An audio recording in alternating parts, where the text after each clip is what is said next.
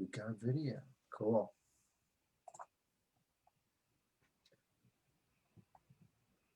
Looks like.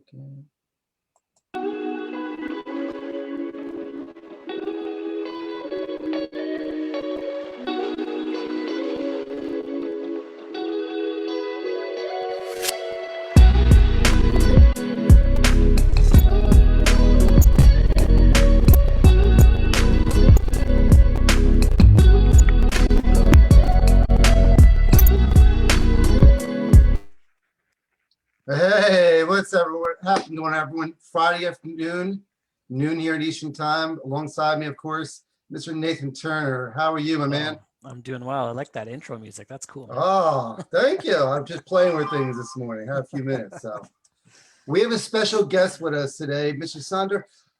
Before we dive into stuff, Sander's been in the business for a long time as well. I know he's been bouncing around all kinds of things going on. He's kind of quiet in most parts.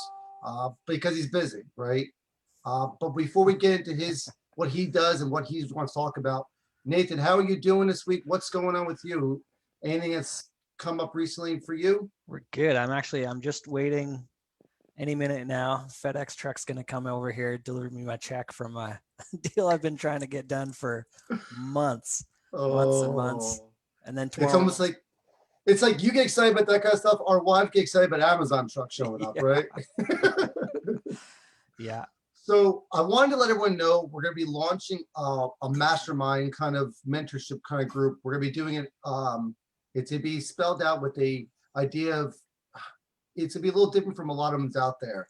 The idea is we'll be meeting bi-weekly Sunday evenings for about an hour and a half. We're doing some education. It won't particularly be all about notes, but it's going to be an investment community. And then what's going to happen on the other weeks, on every week, you're going to meet in small pods, 4, 5, 6 people. And the idea is you're going to grow as together as a unit. So I'm hoping that this becomes something that people lean on each other on an ongoing basis, that you guys can help each other and be supportive of each other. And in the larger group, we'll get together bi-weekly on Sunday evenings and do a little education, bring some special guests on, and then talk about hurdles that the group has had. So we're excited about launching this. You'll be getting an email from us this afternoon. So keep an eye out for that from trade desk at jkpholdings.com. Also, if you haven't seen our calculators out there, you can get photos of the property. I know some questions about, if you need a debt license in certain states, that's in there. We actually added the agents from the resource list that people have done. We've added the attorneys who are licensed in that state. And we also added the servicers so you can find out who can, service your loan once you purchase it. So my spiel's done. Let's welcome in Sundor. How are you doing this Friday afternoon? I'm great. It's a great day to be alive. Thanks very much, Dave, for everyone out there. No I have a somewhat difficult name. It's pronounced Shondor, like Sean Connery. Shondor. Okay. Like Sean Connery walks in the door. So you've been in second space, which me and Nathan are not as familiar with as we are in first. So before you got into, what's that? I was just going to say, before the call, we were talking and both of us have bought some by accident, but not on purpose. I know. We bought some performers that were like thrown at us like, okay, here, take them. Okay, we'll buy them. Yeah. So, Sandra, I think the biggest question people have when we get into this space is, where were you just before you started note investing? How did you get introduced to note investing, and how did you transition? And why did you choose seconds instead of first? That's what I want to know. Yeah. So a little bit of background, I like to tell people. Yeah. I'm a recovering indie filmmaker, and I became an indie banker. Being a filmmaker, it's a great way to make a small fortune in documentary filmmaking. Start with a large fortune and then spend your time and energy on filmmaking. So I realized this is not going to work out. I had to make a drastic change in my life just in 2007, just as the recession was started, before we even knew. The data wasn't there, but it was already happening. I came back I was living overseas in New Zealand, came back to the US, like super broke, staying with mom and dad in the RV. My dad, a grown man, cut a piece of plywood and laid it across the front seat. And I just had a foam pad and a sleeping bag there. I'm like, nice. I need to make a change. Read some books. They're like, oh, real estate. Every other book's like, okay, you want to make a lot of money? Have a lot of money and you'll just earn interest on it and you'll make more. Like, that's nice for everyone. But so I read Real Estate Riches by Dr. Dolph DeRuse. The subtitle is how to make money with your banker's money. And it's the simplest concept of real estate investing. Buy a house, the right house, where the rent pays for the mortgage and more. I thought super simple. And wrote a lot of offers. 2007, none of them were accepted. All of a sudden, 2008, these offers start working out a lot better. And I've got a portfolio ahead. By 2010, I had 48, I think, rental units, mostly in the Midwest. Kansas City had all these spreadsheets. They're like, oh, this is great cash flow. Oh, here's the rent of all these, and here's the mortgage. It's supposed to be like double. But it's just a piece of paper. It could never make up for all the people who cheated out of the rent, broke things, stole things. Like, I had this just fantasy, and no one else is responsible that these cash flowing and hassle-free rental properties. It's so much work. And I live in the great state of Oregon on the West Coast, high property values, exceptionally difficult to cash flow with rentals. And I just kept looking. I knew there had to be another way. I read one book about, how to buy properties at a big discount. And there's one paragraph that's like, you can just buy the note from the bank. And I'm like, what? Yeah. No one told me about What this does that before. mean? Yeah. This was early 2013. I just seized on that. And I'm like, Wow. I'm going to read every book about this. And at the time, there were 3 books about it. I read all of them. And one of them, the author was still alive. I emailed her. I'm like, teach me. She's like, no, go to Paper Source. So I did. I went to Noteworthy Conference, went to Paper Source Conference. And a few months later, I was handing over $50,000 to some people who turned out to be like not very trustworthy. We did eventually get our notes, our seconds at the time from 15 cents on the dollar. I know. But it just made absolute sense, right? You're investing in these mortgages. And you asked about how I learned. I learned from going to conferences. My number one source that started me out was Gordon Moss, who's still my mentor and guru in this. And he's a seconds guy. He explains seconds so clearly and articulately. It's just like an option. And think of it, in real estate world, you put down a very small down payment, 3.5% down for an owner-occupied FHA loan, of which you can have exactly one. You do that, and if you got your rental property, right, you're house hacking, and I did this for a number of years. When I was getting started out, I was Airbnb-ing out my own house, sleeping on the floor at the office and renting out my bed to other people so I could pay the free rent for my tenants in Kansas City to enjoy the benefits. But I did what I had to do to succeed, and could see note investing. It's easy to see this is like, you get to start licking your chops. This is going to be fast money. It's slow money. It's like regular real estate investing, right? A lot of seconds takes time. What's your return? If you pay $10,000 for a loan, and year 1 you get nothing, 2 you get nothing, 3 you get nothing, 4 you get nothing, and year 5 you pay 10, you get 60. That's 100% annualized return, but it looks like nothing. Yeah, 100% return. So seconds, the paper stack, which I love. It's a great exchange for notes. They just published some data today for all their transactions for 2020 that bears out so well my own experience in the seconds market. The percentage of the unpaid principal balance that you'll be paying for seconds. When I started 2013, paying like 15 cents on the dollar. Yeehaw. Now you're going to be paying a lot more. I completed a trade this week where I was paying an average of 42 cents on the dollar. And I lost most of my bids, right? When I started, I figured out you should lose at least half your bids or you're paying too much. Now I'm losing a lot more than half my bids. And I fully accept that because I'm getting a very curated portfolio. But the data from PaperStack bears out my experience. The average price paid for the note as a reflection of the value of the underlying property is 3%, just like an FHA down payment. But unlike the FHA down payment, if that FHA house goes wrong, you can't collect rent, tenants break something, something disastrous happens, you're on the hook for the other 97%. With the notes, you buy a second, say you, I mean, for round numbers, right?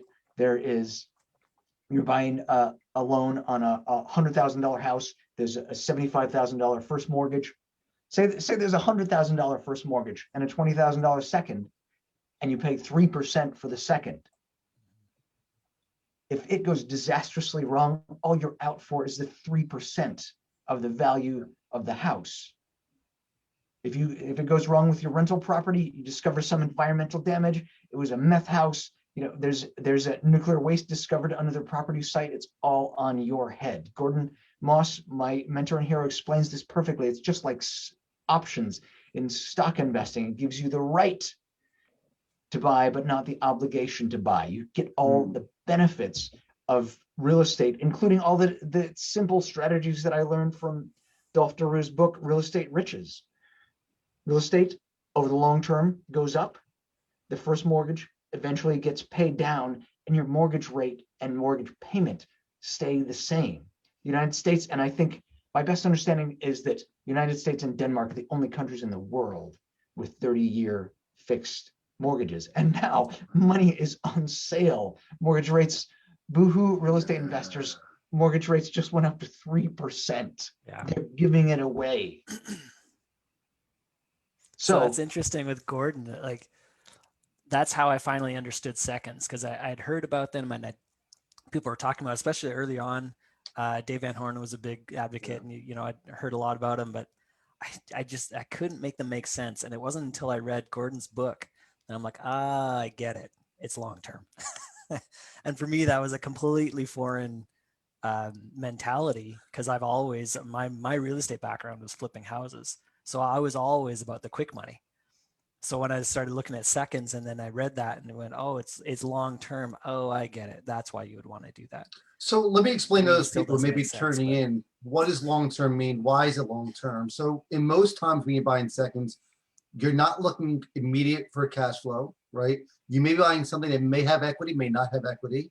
And like what I think what we're explaining is the fact that it's a period of time that you're waiting for it to return your capital to you. But once it does, the return can be astronomical. It's crazy, some of the returns I've seen in seconds, right? But you may shelf it for 4 or 5 years. So for the record, it tends to be long-term. It can be fast. Like, Yes. you in every negotiation in the field of business, you get things and you give things, right? If you're buying regular houses, you have a great deal of choice. You have got a stack of money and you can buy any house you want, but you don't control necessarily the behavior of your contractors, the costs. You don't control how much molds they find or whatever they find behind the walls. So you have control over this. You got your crew there. You can try and make it go right, but it's your timeline. You own that property. Seconds, you don't own the property. You can't, no human being can really make any other human being do anything. It is the borrower's house, and it's theirs to do with what they want. But being in seconds, one of the great things I love is creating win-wins, and to a certain degree have aligned interests with the borrower. They want to keep their home. It's their house. You think of this like you got your FHA down payment and you got the world's best property manager. They take care of it like it's theirs because it is theirs. So can you give an example of a story like that where you're in a situation that, give an example, give something, a case study could kind of say regarding that. Yeah, case study.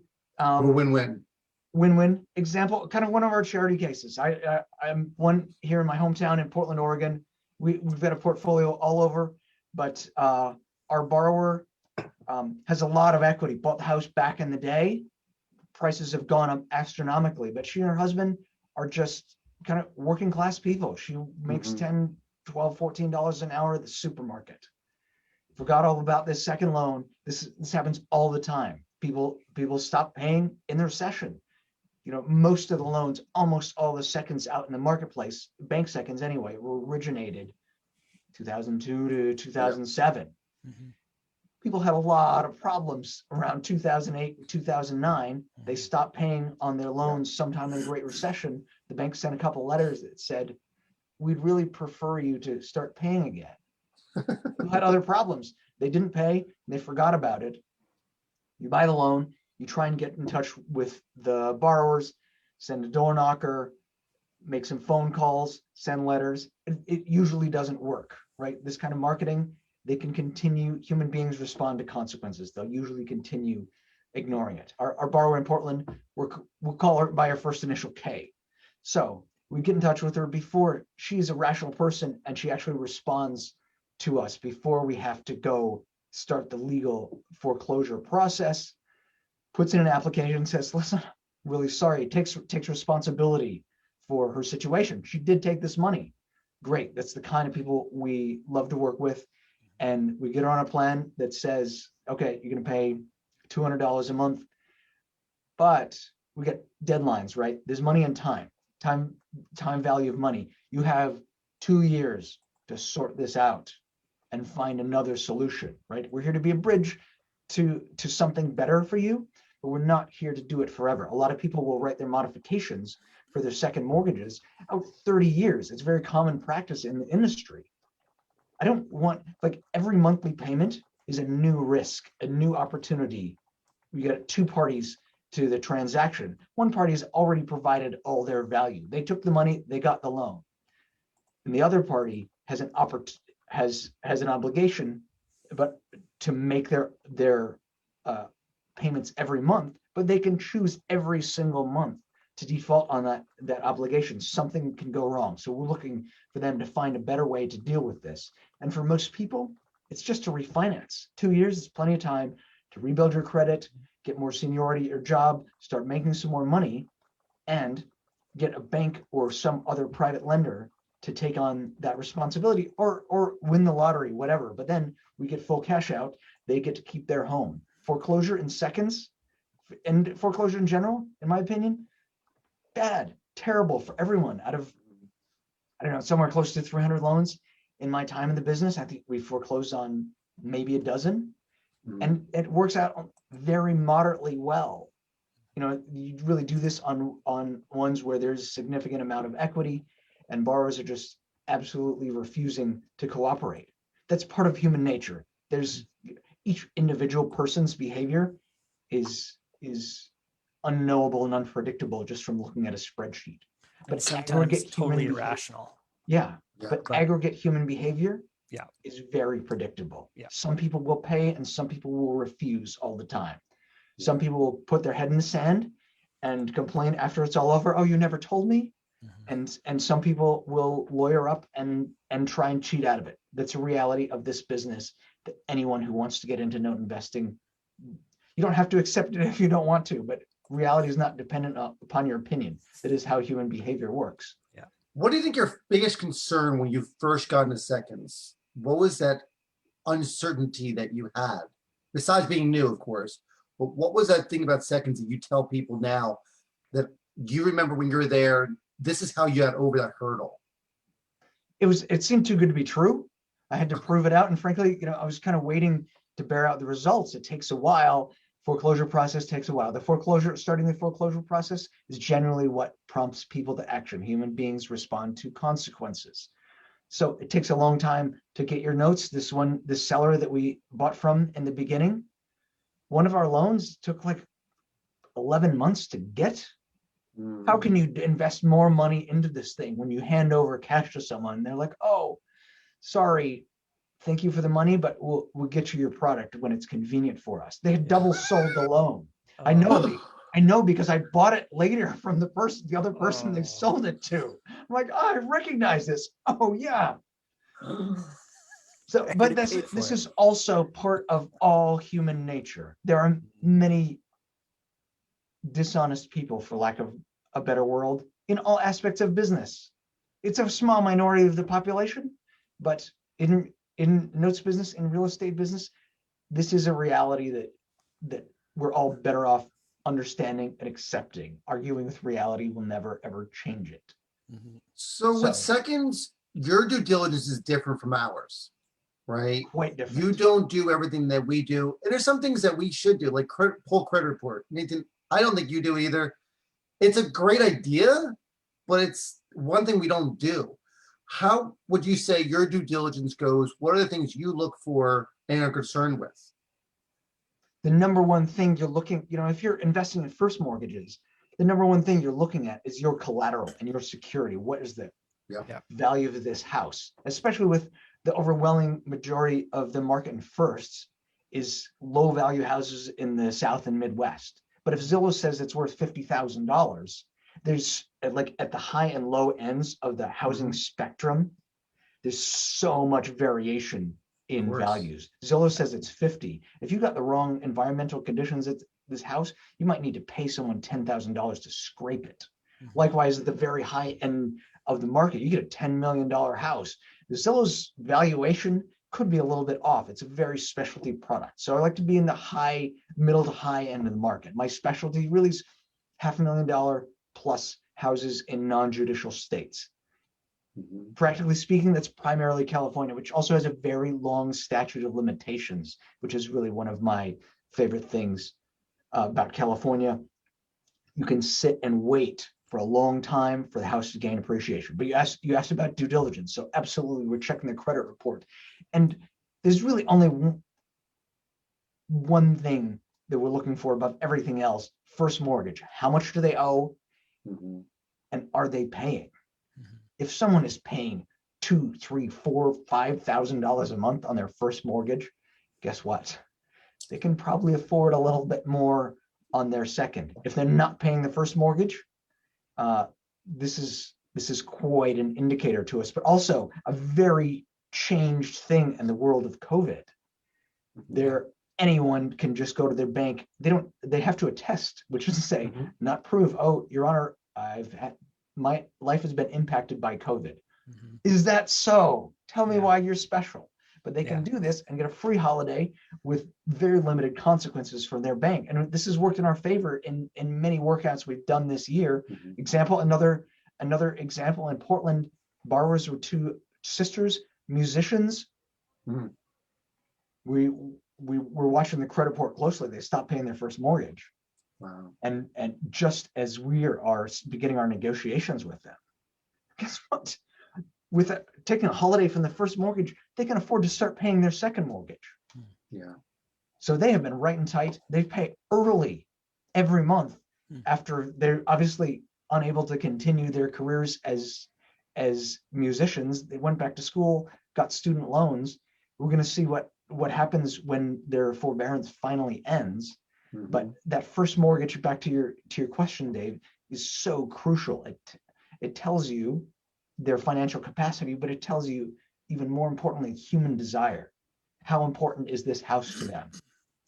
Guess what? If they're paying $4,000 a month on the first mortgage, pretty important. Yeah. So do you find that information from their credit report? You find that they're paying their first mortgage from the credit report? That is where. Sometimes it won't be reporting to credit. And frankly, some of my best specialties and favorites are people where the first mortgage is not reporting on the credit. It scares people off, right? A confused mind always says no. Yeah. The more tricky it is, the more confusing it is, the fewer people wanting to bid on it, giving us greater opportunity. It's probably not reporting because they've done bankruptcy. So they're not personally liable for the debt any longer. The lien is still on the property. You still have the right to exercise your rights to foreclose as a lender. You're not pursuing a judgment against the borrowers. You're just trying to exercise your right to get your collateral back because they failed to meet their obligations. And frankly, in almost every case we've seen, their lawyer misadvised them on what the consequences of this were. So you can figure out, even if it's not on the credit report, there are ways of figuring it out. Checking title as well. Title just tells you what liens there are. It's not giving you month by month update on whether they're paying, but it shows whether or not other parties are foreclosing. So you can see if there's been a lis pendens filed on the property by the first mortgage or other lenders, frankly, and make your assessments from there. But I love to bid like 10 cents on the dollar on seconds where the first mortgage is unknown. unknown to the seller, who's selling a stack of paper and doesn't have time to go through every fine point detail. Yeah. Unknown to them, but it can be known to you if you do your proper due diligence. And the other main thing we're looking for, we're checking credit, trying to figure out whether they're paying the first on time and on schedule. That tells us they have a job or some form of income they like to keep there. And you just look at these values of houses that have been going up ever since I started in this business. Last I checked, the market does move in cycles. And frankly, 2017, I was thinking we're at the end of a cycle. Wrong. Yeah. Another market fundamental reality Yeah. is it's just a scarce resource. People built so many of these houses in the real estate boom and then stopped building. Housing was way undersupplied before COVID hit, before lumber prices went through the roof, before dramatic decrease in construction. And it's going to be years before the housing can catch up with the population demand for a place to live. A strong market fundamental. All human beings. So Josh asked a question regarding, do you find that if you're investing long term, do you see it as a gamble, or how do you project out that far and say it's an investment versus a gamble, versus hoping appreciation, hoping that this borrower will come around? How do you persuade that understanding, if you're talking to another investor, that it's not a gamble, it's actually an investment? And then you must be paying attention much more closely to statute of limitations as well then. Quite closely, yes. A much bigger issue. Buying loans in 2013, they're only defaulted recently. Statute of limitations is a very big deal, and sometimes it forces our hand when I would rather sit tight. Sure. But in regular real estate investing, or even first mortgage investing, right? You got tight timelines. You want to turn this over. If you got borrowers who are not paying, you have no idea what they're doing. Do they live there? Is it a crack house? Is it a meth house? You have no control and you have no idea. Second, investing, it does take a long time. Sign the contract, send the money. Maybe it's a week, maybe it's a month before you get the collateral. Maybe it's another month before you can transfer servicing. Maybe it's another month before you send a notice of demand. It takes a very long time for unknown results. And then you have to decide, if borrowers are not communicating back, whether you're going to press it to foreclosure, which in many states takes years, in many states takes half a decade, or you're going to sit tight for your position to improve. And you can learn so much about the borrowers on their social media too. LinkedIn is my favorite, right? It's for professionals. It's going to tell you where they work and what they do. You can Google roughly how much someone in that profession, in that area makes. Yeah. And if they're any kind of public employee, you can usually look up exactly how much they make. Yeah. So See, when you're that's bidding, so interesting. Our it's borrowers are public. far from that. Yeah, and typically, the assets, I think our average value of house in our portfolio is probably 70 or 80, right? But we shoot for the 200s. We have a few that are higher level stuff, and then we have those who are, our bond level is 50 grand. I won't buy a $30,000 first. Me too. That just won't do it. But when you're buying these things, are you bidding it through a calculator? Are you bidding it based on a UPB? How are you typically bidding these assets? Yeah. A percentage of UPB. I don't use a calculator. There are many calculators for seconds out there. Maybe there are people smarter than me who know how to use a calculator, but there's so many instinctual variables that it's very hard to break down into quantifiable data for, let's face it, a smaller investor like me, like someone who owns thousands of loans. They are using a lot of this big data to make those decisions. Sure. But I don't know some algorithm that's going to go figure out what percentage of your borrowers can you figure out how much they make. You go on their social media, see how much they whine. Like inverse correlation between whining and financial success. So let's take that into consideration. You can see how old they are as well. Sometimes some of our borrowers, Sean is kind of a cupcake. Older people, who are retired on a fixed income and clearly have no capacity to pay. It might be in your best interest to just sit tight and and let them enjoy your life while they take care of your rental property and pay down the first mortgage on it. Yeah. Sure. So we just factor in so many things. How much do we assume the property is going to appreciate? How well do they take care of the house? I like to see people who are in a happy, stable relationship with two adults, earning adults in the house. People I love to see people with investment properties or other assets that they can call on to meet their obligations, should they so choose. People's history of bankruptcies, history of litigation. We get people who are litigious. I would usually rather pass. The cost of proving yourself right is astronomically high. I'll give you a real example from the portfolio. We had a lien on a nice, $600,000-700,000 house in LA Metro, and we could see it was listed for sale. Cha-ching, perfect, with enough equity to pay us out. We contacted the realtor to say, you got to buy very closely by Fair Debt Collection Practices Act. We just contacted the realtor and said, we really need to be in touch with your clients about a private matter. They ignored it and they sold the house without releasing our lien. They just convinced the title company to insure over it. No way. This is nonsense. You don't have to worry about this. Wow.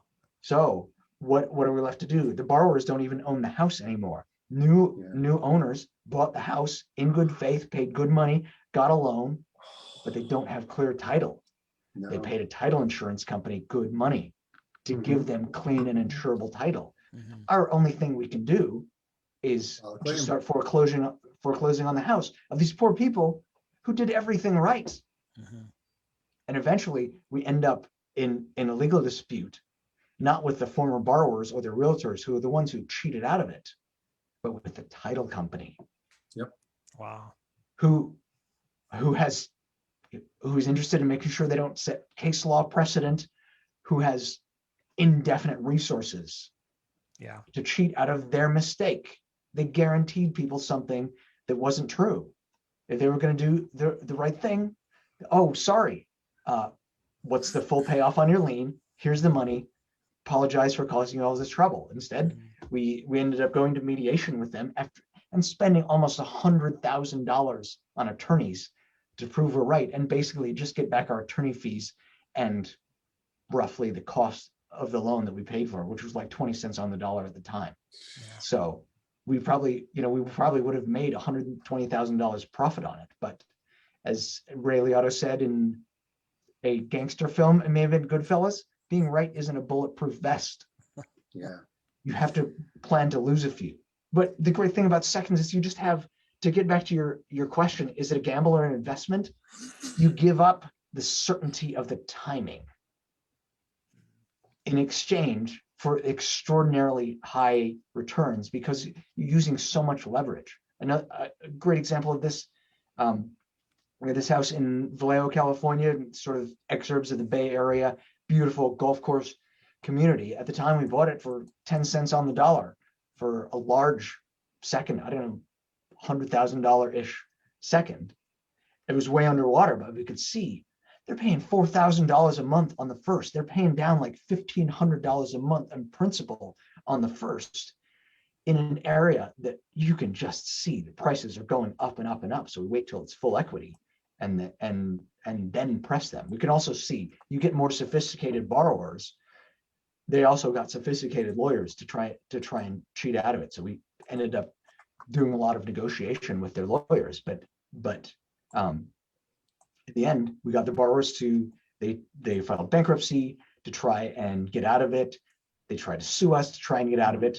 In the end, they were forced to drop the suit because they had no merits. They paid, something we paid maybe $10,000 for, and sat and waited for 5 years. Then we got a $25,000 down payment from them and like $2,000 a month. This was a public employee, so I'd look up how much he's making on the public records as an engineering manager for a large public utility.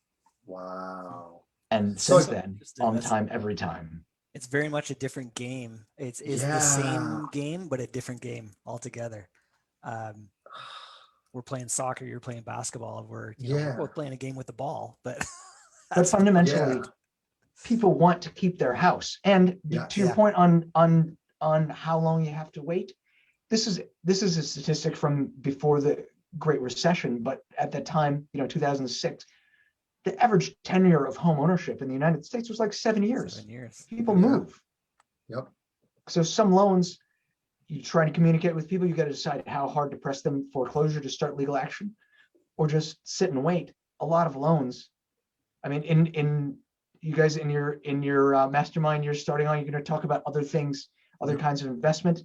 I'm a crypto guy as well. Just Oh, hodl. It came from a term on a crypto chat room. Someone just mistyped hold, but it wow. became an industry term for hold on for dear life. Just sit tight and wait. There's going to be a title company eventually. Property does trade hands, and a title company who's doing a refinance, they're selling the property. Someone has died. A lot of borrowers are going to argue, "Oh, I didn't buy this. It's not fair." The title company doesn't argue. How much do we owe you? Send the statement. We'll send the wire. Yeah. Yeah. Yeah, we're definitely, I've been pushed to look about cryptos myself from my friend Jack and all that stuff, but it's definitely a different world. And a lot of people are scared by it because it's unknown, but it's coming quickly. So I posted in the chat box, one of the questions came up that from Nico. So it was a question about, how do you reach out to the homeowner?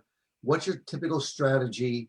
And how do you wake up that borrower? Is there a strategy you use besides saying demand letters and things like that? And I'm seeing Nico's question here too, and I mentioned maybe 10% or less of foreclosures. What I mean by that is completed foreclosures and actually took the house back. Yeah. Usually, you have to start foreclosure. I mean, steps to it, right? You have to send. Yep. And I don't even, our servicer, Allied Servicing, who I cannot say enough good things about. They take such good care of us. They know all these rules, different states and different regulations. You have to get it under their servicing, send a welcome pack, make some phone calls. That doesn't work. Next step is send it a demand letter. It's just first class mail. It's a legal letter. It says, hey, you owe this money. Here's the specific amount. And it starts to talk clock ticking. In most states, it's going to depend on the state laws. You might be able to start a more formal foreclosure proceeding where you actually record it at the county as a lis pendens or lawsuit pending in judicial states, or notice of default. Typically in non-judicial states, we often have to resort to that. We hate doing it because this is, the more responsive the borrowers are, the more options they have. It has been baffling to me how many people have been able to refinance straight out of default. If they're paying the first mortgage, and many times it's been so long since they defaulted on their second mortgage, it stays on your credit report for 7 years. If it's off the credit report,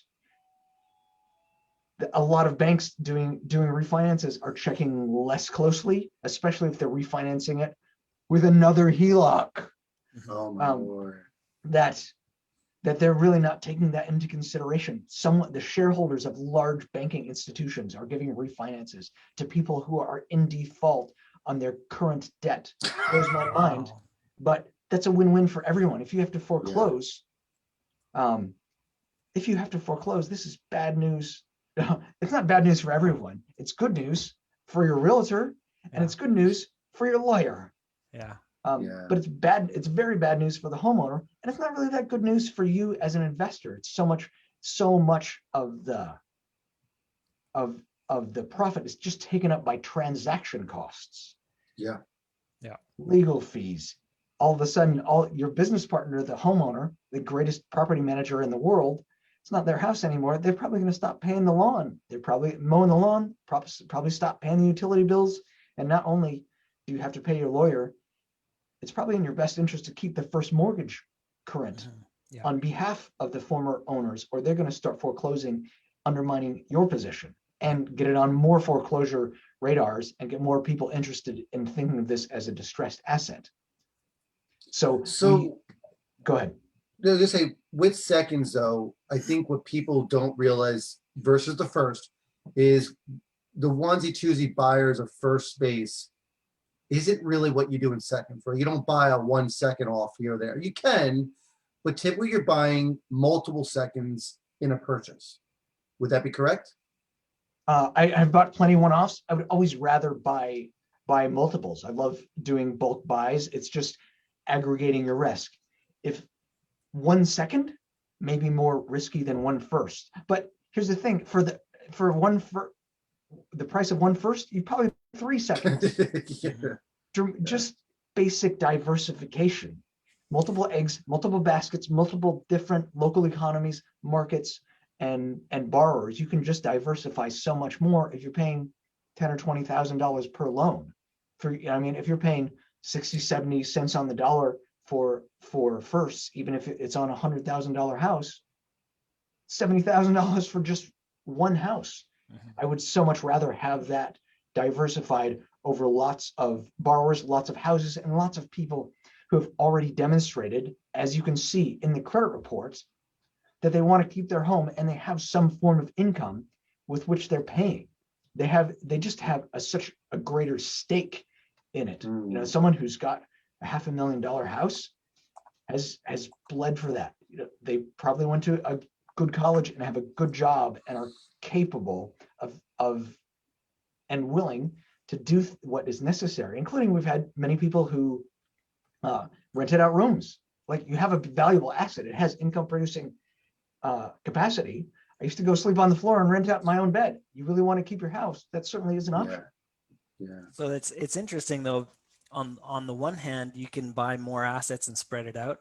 On the other hand, one of the things like you're talking about is, and maybe I'm wrong, correct me if I am, but it sounds like you get into more disputes. Not that it happens all the time, but a higher percentage of those get into disputes with the borrower because they're a higher value property and they've got a lawyer on speed dial and they've got them on retainer and this and that. And that's kind of been one of my strategies, is I like the lower end because they don't. It's very unusual that I'll have a borrower fight me on something where I'm going to prove I'm right.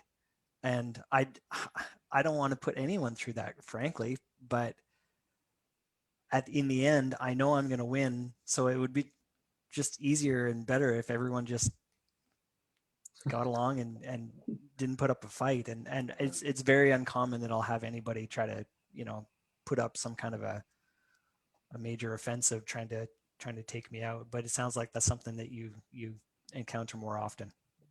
It does happen, though it's a very small percentage of the portfolio. And Okay. frankly, unless you get a really, really aggressive debtor defense attorney, the debtor's attorney can often be a great ally for you, because human beings are just emotional people. Of course, people are scared and upset. They're afraid. They don't know what to do. They call their lawyer. All of a sudden, you have a rational person who can explain things. If you're in an adversarial position with your borrower, you're telling them you owe me money, and they're saying, but I prefer not to pay. Yeah. You can say, no, this is the law. This is how it works. It's quite another thing their lawyer says. Actually, you took this money. Actually, you have equity in the house. You can lose your house, you pay, or you can file bankruptcy, in which case you will still end up paying. Yeah. Interesting. Frankly, I love it. Go ahead. No. It's interesting because you're saying a lot of stuff you're dealing with is something that we almost feel like a newbie at, right? We're not dealing with a lot of stuff you're dealing with. But it's the same game, like you said before, of understanding that this is still an asset that you have the legal ability to collect on. You still have that power. And most times seconds aren't the one foreclosing, we know that. But when you do, you have the ability to take that asset back and be subject to it and sell the asset, rent it out, and own the asset, even not without having to take the first out position at all, which I think most people don't even know about. Yeah, the first generally never knows. One time ever, we took back property and we just start writing checks to the first mortgage. They call us. They're like, guess you foreclosed on it. Thanks for the money. Just keep us posted on what's going on. Okay. Have you ever been in a situation where you bought a second and it was actually a first? Yes, and we knew it. Typically, the bank has got their huge tape of junior liens, some of which depends on the bank, are straight up junior lien, second lien. Here's a specific amount, straight amortization, and a great number of home equity lines of credit, which are overwhelmingly seconds. But if you have a house that you own free and clear, the bank would very much welcome you to have a home equity line of credit on that house as well. All you have to do is check title. And the bank, when they originated this, they probably did check title, but they're getting rid of what to them is their junk loans. And they're not looking too closely. It's a lot of work. You got to go check title. And you will occasionally have situations where it was originated as a first. You will very occasionally have situations where they had a first and they paid it off. We got an example. We're gonna, without too many details, it was a house in the mid-Atlantic states. I spoke to the borrower. He had a second. He was like a fairly smart guy. He bought this house when he was 17 years old, right at the peak, but like he was a go-getter at the time who was having employment struggles. And we could see the house is a pretty rough house. I think under $100,000 house, had maybe a $70,000 first and our $30,000 second. We could tell I was underwater. So we tried to contact him and without many results. And we thought, we're just going to let this sit for a while. But we keep checking up on the first, and all of a sudden it drops off their credit report, paid in full. Then we're really motivated to talk to the borrower, like, oh yeah, dad gave me some money to pay it off. Wow. Great. Then now all you have to deal with is your new first mortgage. Yeah. Which he didn't like very much.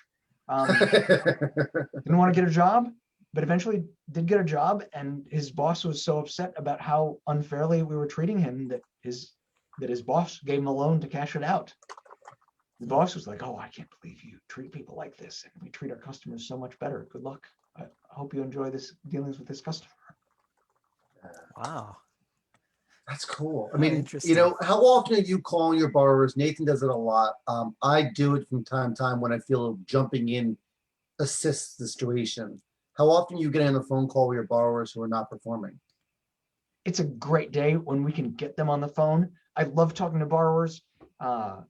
Like, you get so much information.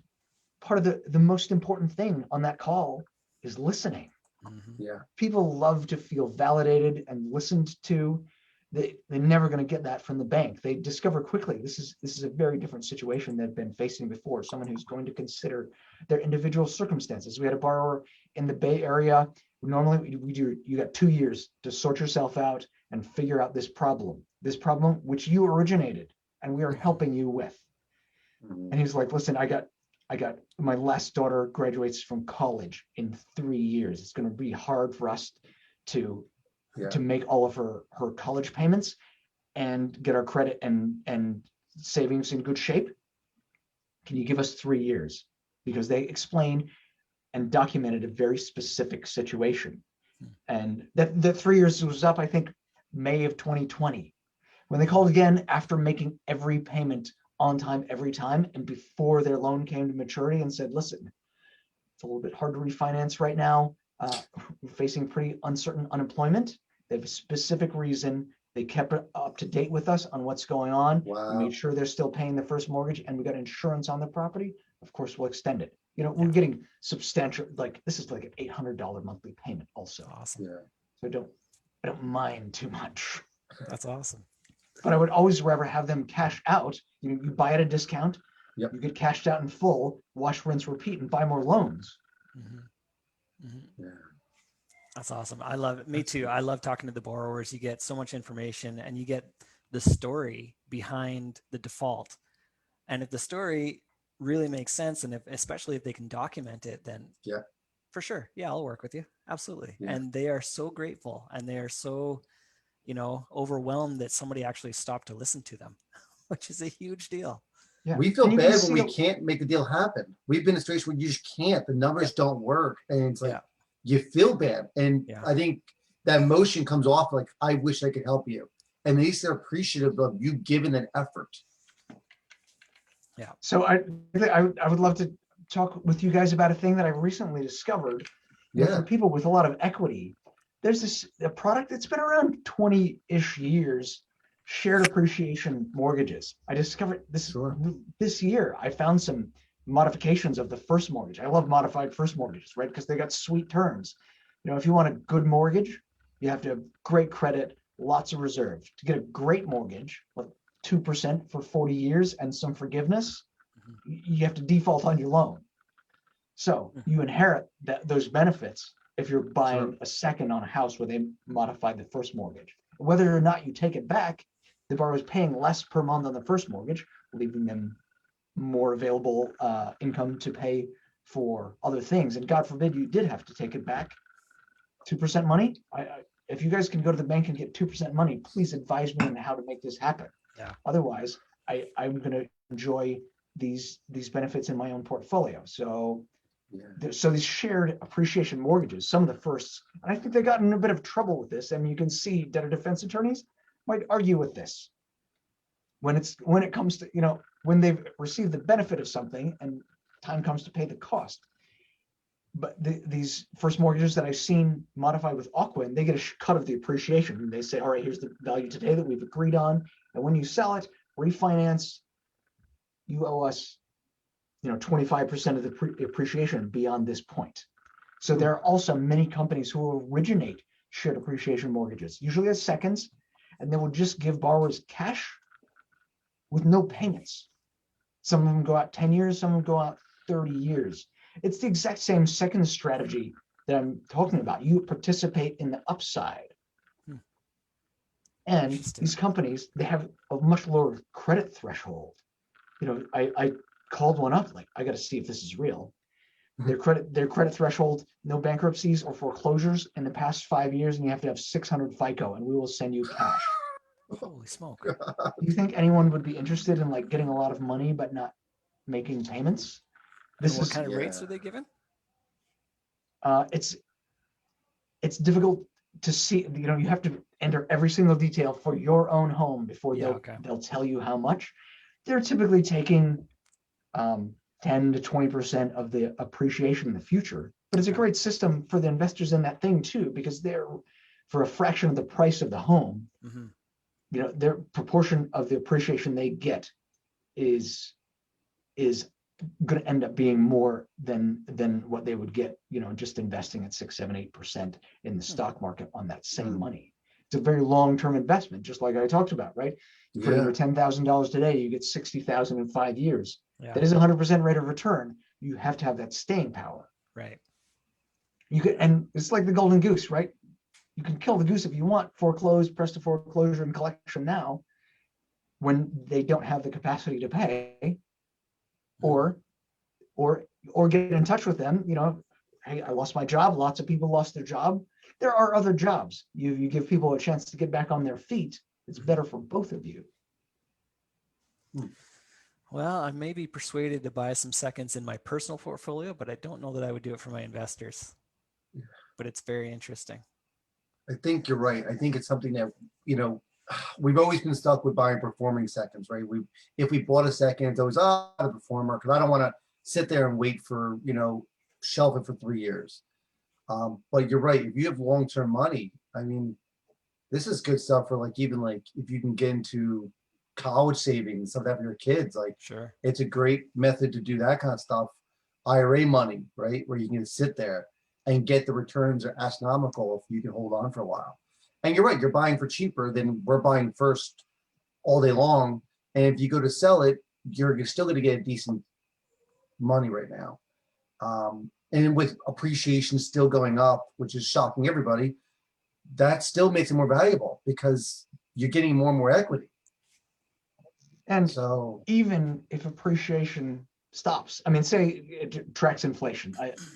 Inflation, I suspect the inflation counted and documented today is not reflecting reality. 20% of the dollars in existence in the known universe were printed last year.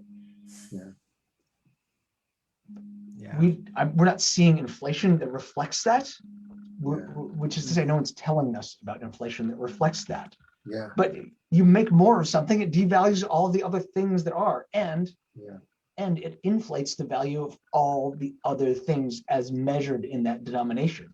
Lumber just hit an all-time high alongside the stock market and Bitcoin. Yeah. you can leverage your portfolio more. The same $100,000 is going to buy you a share of a lot more houses and a lot more of that lumber if you're making small investments in multiple seconds instead of putting that all into one first. We also have all this concentrated risk in just one property in one area. Very interesting. So I've asked a couple of people, but what do you see? What's your crystal ball prediction for COVID fallout? My best crystal ball, like the new administration, Yeah. they saw Biden was there with Obama the entire time. There are going to be a lot of government measures to prevent an avalanche of foreclosures, some of which are going to be like asking the taxpayers for more, not that popular, or just printing more money to solve the problem, but also going to be to try and solve the problem. It's easy to say, oh, there's all these foreclosures, it's the bank's fault. If they just wouldn't foreclose, we wouldn't have this problem. So you can have regulations that make it more difficult. That's many states are already doing it. I just see this as an inevitable reality. Argue with it if you want, but agree with reality and develop your strategy accordingly, I think is a much better way to succeed. Oh, that's an interesting spin on that. Yeah. I'm going to share this with you guys. Some of the more questions we got. I'm going to wrap it up in a few minutes, but I just want to make sure we get these questions. Well, I'm distracted. My apologies. So those are two questions we got from Ray. Yeah. I'm seeing on here on the chat, what was the primary source of your second liens that you bought one off? I've seen pools only. We do have a couple of brokers that we work closely with that they have very good SEO for their websites and are buying seller carry second mortgages. Their bread and butter is the first, so they send them to me. Ray also says 10 to 20% appreciation. Just change my concerns about a lien being a depreciating asset. I don't have exact crystal ball about how much the real estate market is going to appreciate, but inflation is just a very real thing. It just happens. It's happened over the entire course of history of the US dollar. I have every reason to believe it's going to continue. And frankly, even if the real estate values stayed the same and there was no inflation, you got your seconds. As long as people are paying that first mortgage, your equity is increasing because they're paying it down, even if the value of the house does not. But just timeless fundamentals of human existence and nature. People like to live indoors. There are not enough houses to house the people of this country that want their private space. The value of housing has just also gone up with Zoomtown, COVID. I've been working from home office since 2015. It's pretty awesome. I commute. I got some really nice slippers, very comfy, even better than being in traffic. People can live anywhere, and many of the best jobs, highest paying jobs, are those that you can do remotely. I would much rather have people who are successful, people in finance. I was about to say law. To be honest, generally rather not have lawyers in the portfolio, but highly paid, successful professionals who can now work and live from wherever they want. Yeah. Number one, I think one of the number one most appreciating states now is Idaho, where people are just taking their portable jobs to go live somewhere more affordable with a lot fewer of the social problems that you see in virtually all large coastal cities. I do see in New Jersey, we have a lot of people moving out of New York City and moving into Central Jersey just for that reason. I could sell my $1 million house in Brooklyn, move to Central Jersey, buy $400,000 or $500,000 house, work from home, save a ton of money, and I'm fine. And that is happening quite a bit.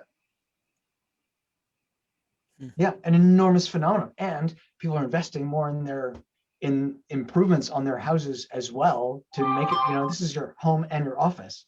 So more nice rural properties have increasing cachet because of the Zoomtown phenomena. After the era of McMansions in the mid 2000s, people were building smaller houses just as a place to live because they still had an office to go to. Yeah. I'm seeing a trend in bigger houses again, because you need to have a comfortable office Yeah. and working space. You're there all the time. Yeah. Yeah.